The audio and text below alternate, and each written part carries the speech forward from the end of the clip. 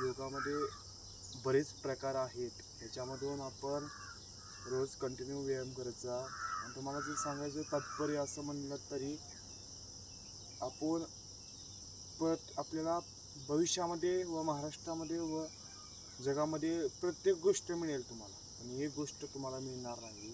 ती गोष्ट म्हणजे शरीर तुम्हाला मिळणार नाही. आज आरोग्य दोनदा नसतं, आरोग्य एकदा असतं. आरोग्याची आपण काळजी घेतली पाहिजे, आरोग्याला चांगलं वळण दिलं पाहिजे. आरोग्य आहे तर आपण आहे. आज आरोग्यासाठी 1 ते 2 तास तुम्ही देत जावा. मी सांगत असतो यूट्यूबला, फेसबुकला, इंस्टाग्रामला. तरी तुम्ही त्या विद्यार्थ्यांनी लक्ष द्यावं आणि त्या लोकांनी लक्ष द्यावं. शरीर पुन्हा नाही, आपल्या रोगराया कुठली होत नाही. त्यासाठी आपण योगा केला पाहिजे. आणि बऱ्याच प्रकारातून आसनं जे आहेत, कुठली आसन असो तुम्ही कंटिन्यू मी सांगत जात असतो. रनिंग करत जा, सकाळचं चालत जावा, तरी तुम्हाला 100% फरक पडणार आहे. त्या फरकचं आपल्याला परफेक्ट जेवढा फरक पडेल, आपल्याला कोणताही रोग होऊ शकत नाही.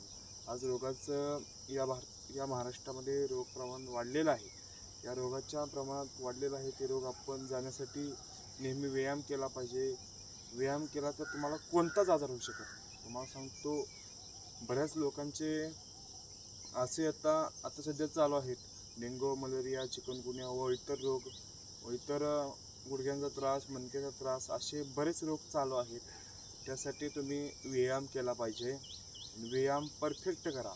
कारण का तुम्ही कामाला वेळ घालवता, पण 10 मिनटं फक्त प्रॅक्टिस व्यायामाला घालवत जावा.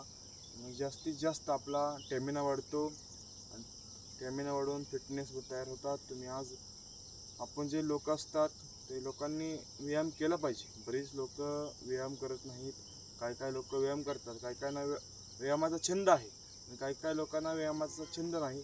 ज्या लोकांनी व्यायाम केला ना, तो माणूस एक ना एक दिवस आपलं शरीर फ्रेश आणि ताट आणि तडफदार शरीर राहत असतं. सकाळचं उठलं तरी गुड मॉर्निंग आपण ज्यावेळेस म्हणतो त्यावेळेस व्यायाम प्रत्येकाने केला पाहिजे. वर्कआउट केलं पाहिजे. आणि कुणाला जरी काय अडचण आली तर मला कमेंटमध्ये सांगा. आणि एवढं बोलून माझं भाषण संपवतो. जय हिंद, जय महाराष्ट्र.